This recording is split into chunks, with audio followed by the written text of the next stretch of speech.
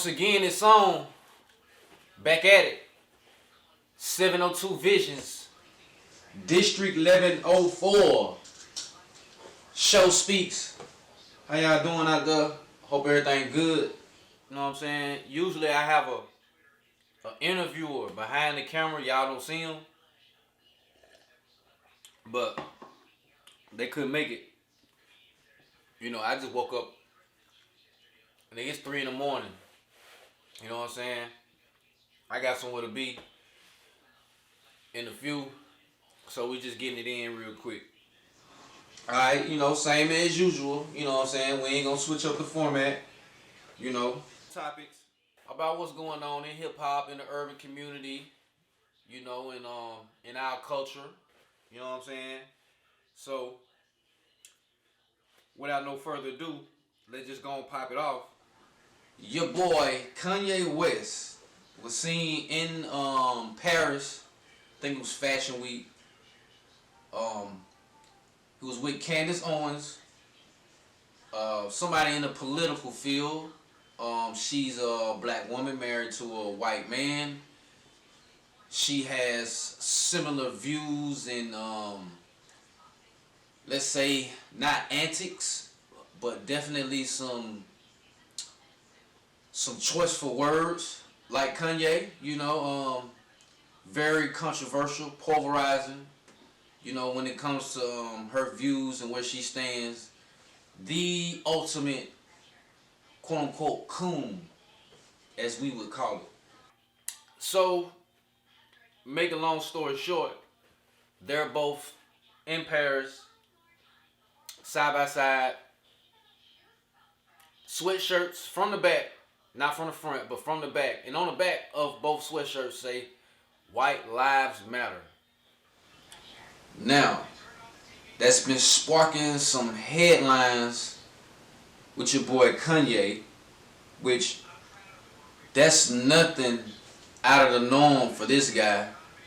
But Kanye is usually pro-black with his stance and what he thinks, and I'm going to war with Gap and Adidas and all these white conglomerates and companies, and you know, like, you will hear him say stuff like that.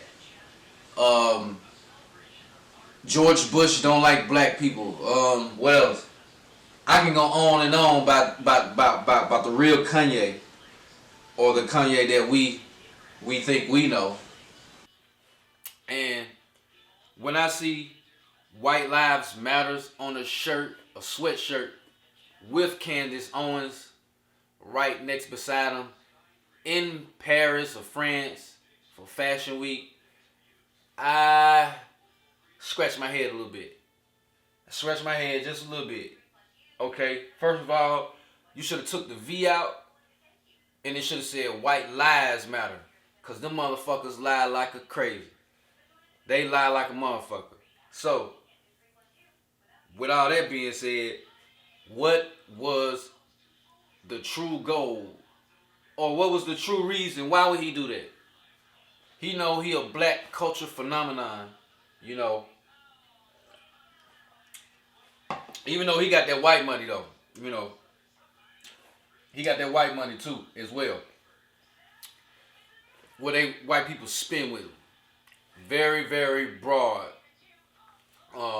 Very, very controversial. And a lot of people giving them some pushback for that, you know. The cancel culture going crazy. The black culture going crazy. The white culture is silent. They silent clapping for Kanye right now. You know, woohoo! You know, they doing all that shit silently for Ye when they saw that. And of course they token girl, in which she might be an Eastern Star. I don't know, but I'm willing to say she is more than I'm willing to say she's not, based off a lot of things she say. But I scratch my head on that, and this right here ain't nothing short of, you know, just something It's part of his marketing. It's part of his, you know, his his personality, far as him in front of the camera and being promoted. His brand is really an off-script brand. It's not logical. It's not like none of that. Some say he's very, very selfish. Like on one hand, he's talking about we need to do this for blacks. We need to stop abortion. This, that, and the third. You know, like he's very, very pro-black. Very, very conscious of what's going on in the world. And then on the other hand, you see this shit. And you see him shaking hands or with Trump and wearing the Make America Great Again hat. You know, like that was some controversy, even though that's a little bit more understandable than this. Especially if you think a certain way, you know certain shit in the world, you can very well understand why he was with Trump versus when he was with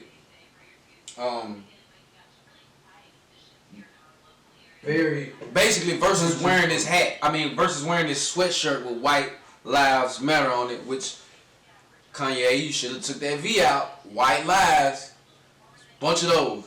But hell yeah, man.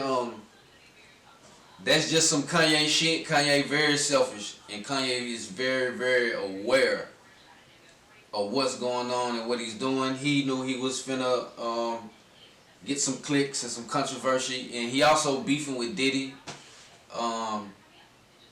They had some texts going back and forth, words. You know, he said he'll take Diddy to war or some shit, but it might be retrograde. He might be retrograde. You know, that shit had people tripping. But I have no idea. But I'm certainly sure that it is scripted. It is thought out. Whether it flop or whether it does what he wanted to do, that's remaining to be seen. But of course, nonetheless, what he's doing is exactly what he wants to do. So let's not forget that. Now, speaking of White Lives Matter, this next topic is definitely this definitely will affect white lives, but not into effect like the Kanye shit. If you haven't heard already, NBA preseason has been upon us. It started. Go Nets. That's my team. But at a practice, it was an incident between Draymond and Jordan Poole. Now, Draymond is a quote-unquote tough guy, or enforcer, or bully, or just an asshole motherfucker. A lot of reports about this guy's character or what he's about, how he carry himself, yada yada yada. Pretty much, everybody say he got a hot head, a temper, bad attitude, which that's not like uncommon. That's sort of the norm in sports. You know, each team gonna have a dog, if not more than one. You know, so you gotta have that. That's what he's been, or supposed to be, for the Golden State Warriors, in which, in this case, there was a practice.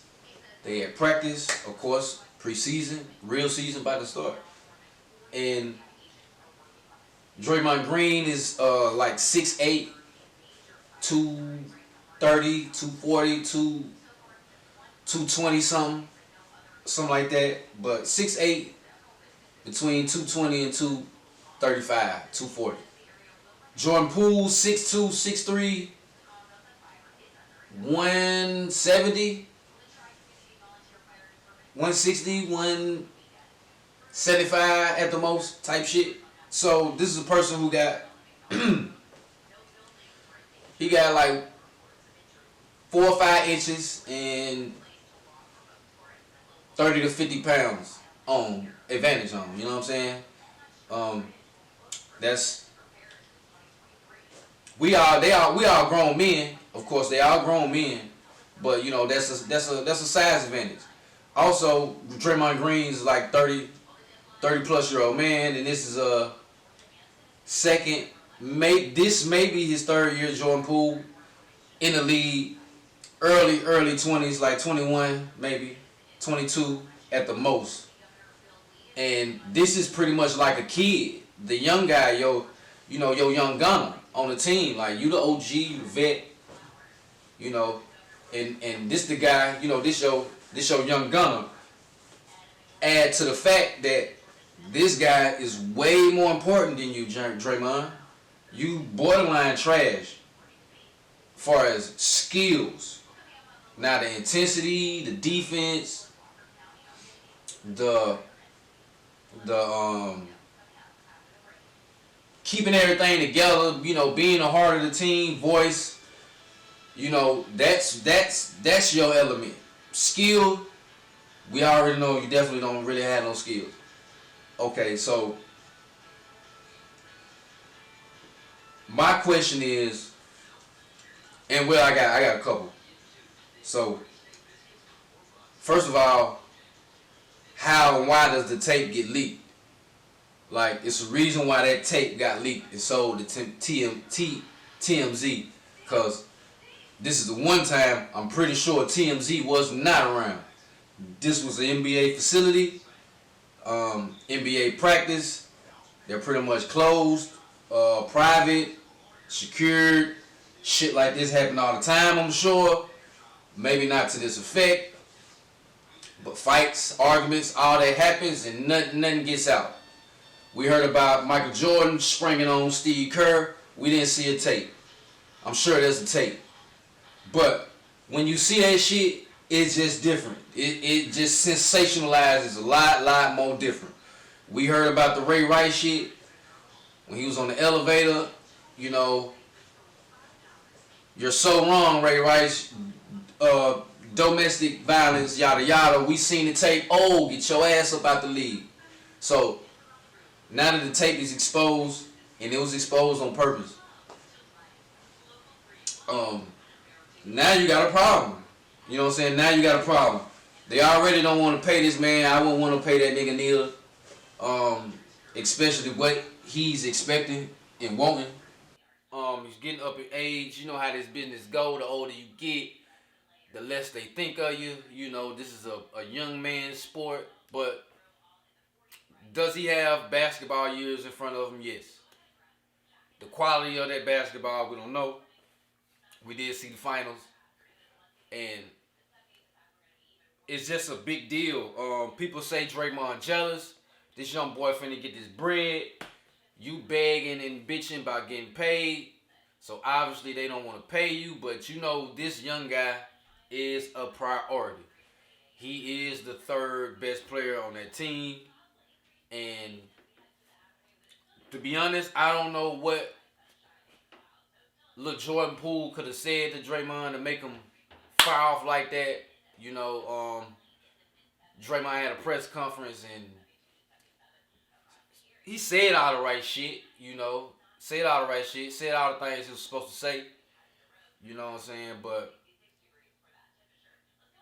of course, this is something you don't get over. Just like the shit he did with Kevin Durant. Like, you don't fix shit like that. You think you can because you making money, but nah, nigga. We all grown men and, shit's still real. My problem with it was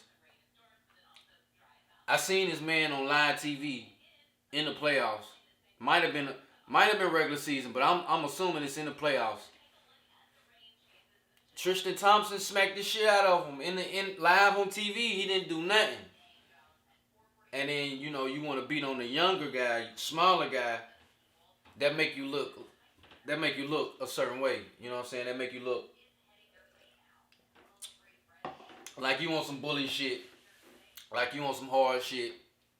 And I'm pretty sure there's niggas in the league who don't like this. I'm pretty sure some real niggas in the league who know there's some bullshit and probably gonna take some shots.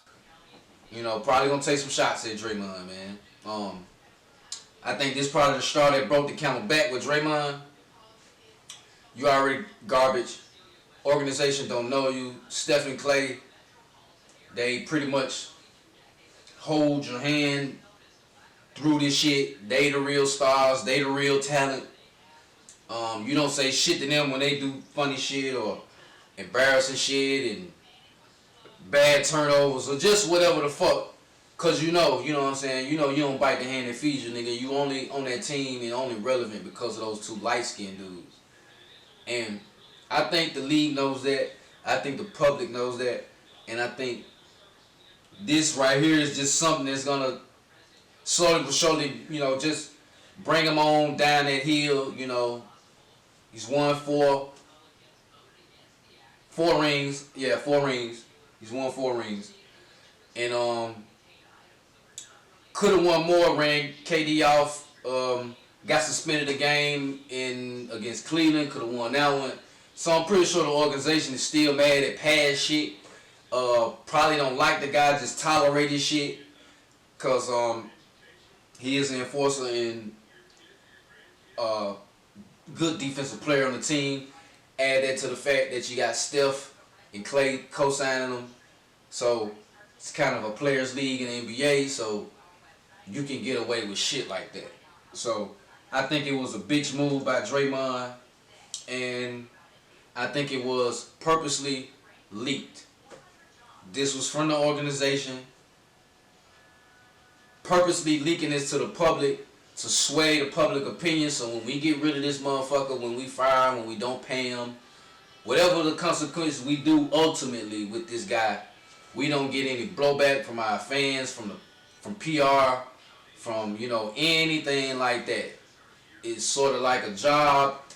Before they fire you, they want to get some bullshit write-ups. They want to catch you doing some petty shit just to make it look good. They want to add up a bunch of little shit to make it seem like it's big.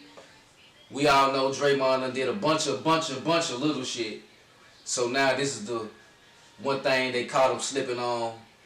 And Draymond, they crying in the press conference. That ain't gonna help you. You did your thing, and hopefully you think about your next move, because that's probably gonna be your best move. This one right here, this topic, it's some normal shit that happens amongst niggas and women. Attraction,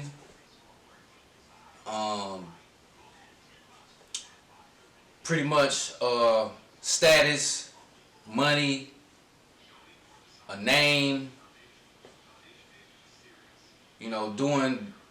being in the limelight, being somebody, all of that mixed with, pretty girls, some of the finest women, promiscuous. You mix it with all type of environments, drugs, clubs, shows, galas, everywhere where people looking good, feeling good. We got, we got the drinks and the Zai and the era. All of this shit takes place, and then you are who you are. Now, me personally, well, let me tell you what and who this is about. Recently it's come out, Saweetie. I hope I'm saying the name right. She was just on Carisha Please, on her show, and prior to that, it's been a bunch of speculation, and really ain't any speculation. It's out there that, okay, you got Migos. Migos is Swahili. Quavo and Swahili was a couple, or they was together, or they had their thing going on. and she smashed the homie. She smashed the homie Offset. Now, not only that, her and Lil Baby were, I think, overseas, or they was linked up together. She posted the pic, then Baby posted his pic, and you can put two and two together. And this is something Carisha asked Saweetie about in the interview when they sat down. And this is also something that Quavo put in a new song, Messy. If you haven't heard it, go check it out. And he basically saying, if you want the homie, we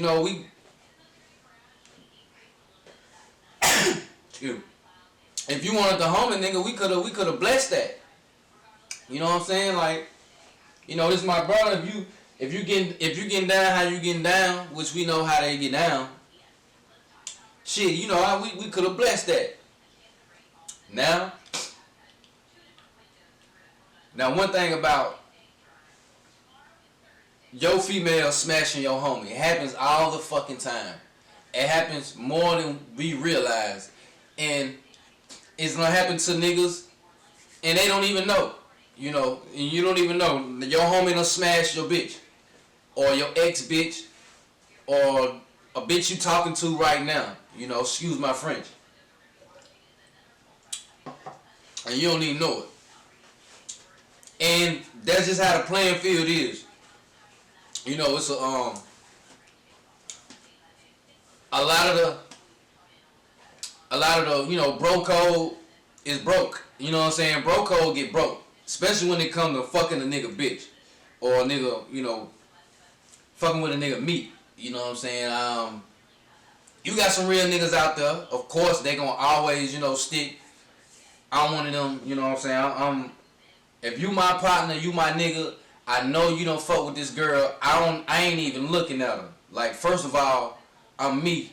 I don't gotta go behind no nigga. I ain't never have. Like I said, I am me. And, I done always done my own thing. And, of course, everybody don't got that mindset. Everybody don't feel how they feel about themselves. Maybe some niggas feel like they gotta do that. Another thing is competitiveness. Some competitiveness. Oh yeah, I fucked that nigga bitch. So when baby posted up with Saweetie, even though he dropped the check, it's still that bravado. Like, oh yeah, I fucked that nigga. You know what I'm saying? I got his girl. You know what I'm saying? Or I hit somebody that he used to fuck with. That give you a little fame, little name. I ain't gonna lie. I think pretty much majority, most niggas is like that. Especially if you don't hit if a nigga know you don't hit his baby mama, he might want to hit yours. You know what I'm saying? Like, that's real common amongst niggas. You know what I'm saying?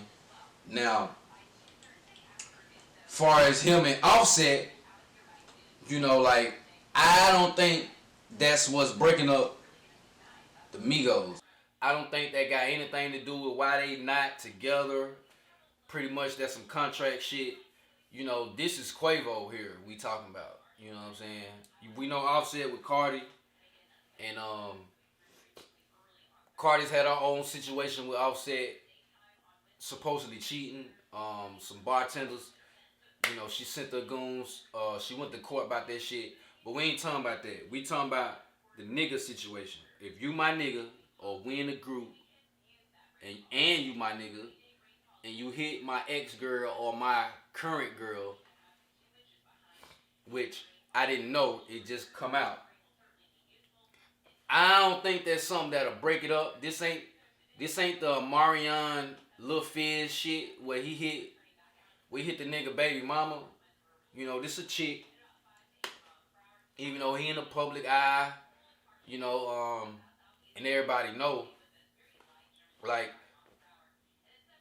you just never know, like, what type of spiteful shit, like, this Saweetie was on. You don't know what she on. You know what I'm saying? Team take it far. Of course, Offset could have been a lame ass nigga for that, but Saweetie could have and this don't make it like cool. But she could have pressed the button on that. Like she could have been the one like, okay, yeah, you Quavo. I know you got this and that. You know what I'm saying? I might have caught the nigga doing something, and this was the revenge. We know females. Oh man, they gonna get their revenge, especially these days. They ain't let shit slide.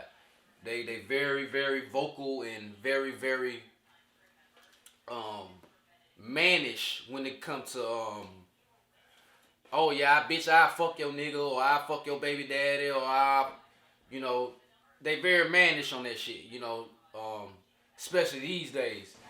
And that could have been something she pursued. She probably seen a weak opponent. She probably didn't see Offset as a real solid nigga that'll fold. Cause trust me, if she felt like he was, she wouldn't even waste rejection. You know, women hate being rejected. So if she had a increment of a thought that Offset would be like, nah, you know, that's my nigga Quavo, nah, she wouldn't even did it. She wouldn't even went far, you know, she wouldn't even went with it. But somehow, some way, she saw he was a weak link, and, you know, she tried him and got it. And now it's sort of a controversy, a stir, you know, but all of this brings money, it generates publicity. You look at it, I'm talking to him, I'm talking about him right now, and it's just something that go with the territory. Is she a hoe for that? Hey, is Quavo a fuck nigga? I mean, damn, if is Offset a fuck nigga for that? Who knows?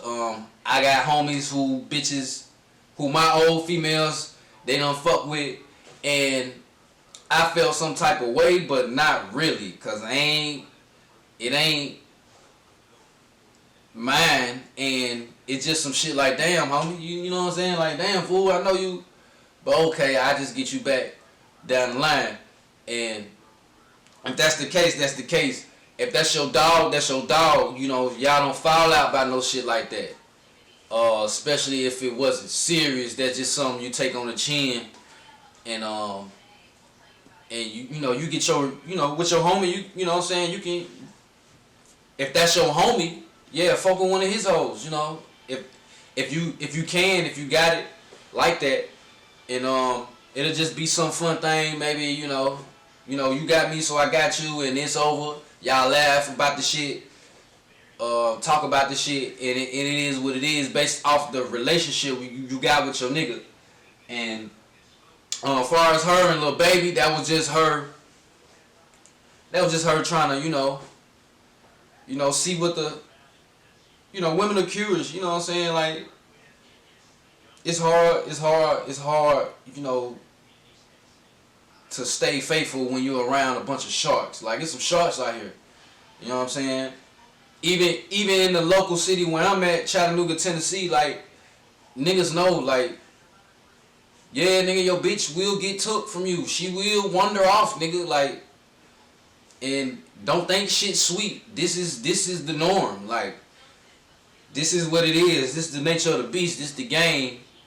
And you know, women feel empowered. You know, they feel like fucking your nigga, or fucking behind your back, or just upgrading, or going to the next monkey branch, whatever you want to call it. You know what I'm saying? Sneak links, side niggas, fuck nigga free. You know, they feel empowered. You know what I'm saying? Doing this type of shit. So that's just, you know, that's just where the nature of the beast is right now. So we got our topics for the day. District 1104, 702 Visions. It's your boy Show with Show Speaks. And y'all fuck with me next time. Like, share, comment, subscribe. Y'all let me know if y'all got some topics y'all want me to go through. I'll go through them. It's nothing. And stay locked in, stay tuned. And you know how I'm coming.